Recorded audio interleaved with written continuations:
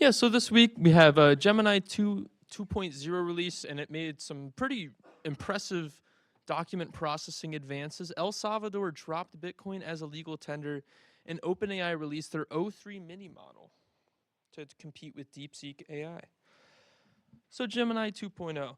There's a lot of PDF processing challenges with the large-scale large language models. Inconsistent accuracy, high computational costs. Traditional solutions include NVIDIA's NV Ingest, which requires complex orchestration and a lot of expensive GPUs.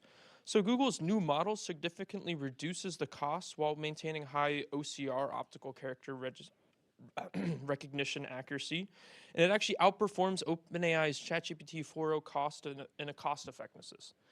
Gemini's 2.0 model processes around 6,000 pages per dollar compared to GPT's 200 pages per dollar. So this is a pretty big advancement. There's a lot of data out there that is on documents. And yeah, it's extracting structured data, especially tables, is one of the hardest parts, and Reducto leads in accuracy. Gemini Flash 2 follows closely at 0.84.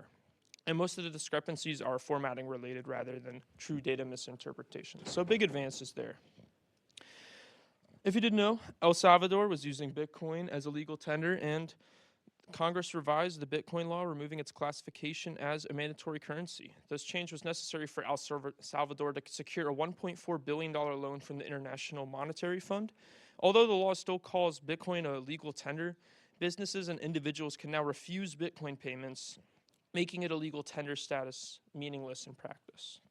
The reform lifts the requirement for businesses to accept Bitcoin for payments, which means that companies can choose whether to process transactions in cryptocurrency. Previously, the businesses were forced to accept Bitcoin, which created a lot of difficulties in a country where most transactions are conducted in US dollars. A survey from the Central American University found that 92% of Salvadorians did not use Bitcoin in 2024. Many found it too complex and risky, especially those with lower incomes. The grand vision of Bitcoin City never really materialized, and Bitcoin's adoption was mostly limited to certain tourist areas.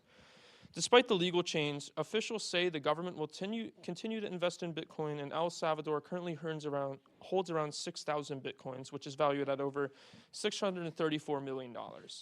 There are concerns about transparency as citizens do not have clear insight into how these investments are managed. But the president has not publicly addressed the law change and continues to promote Bitcoin on social media, and has expressed confidence that Donald Trump returning to the White House that Bitcoin's value will increase. Also, OpenAI has released their O3 mini model. This is more something to kind of compete with DeepSeek. OpenAI released this model. It's freely available to all users, and the launch follows a week of major AI developments and competition, particularly with DeepSeek.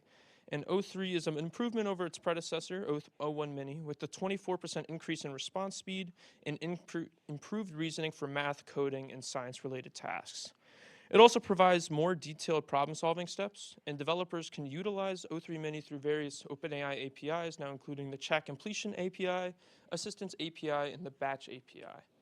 For those needing more advanced capabilities, there is a paid version, O3 Mini High, which offers smarter responses but with some more latency. And free tier ChatGPT users can now access O3 Mini by selecting the Reason feature, with rate limits comparable to GPT 4.0.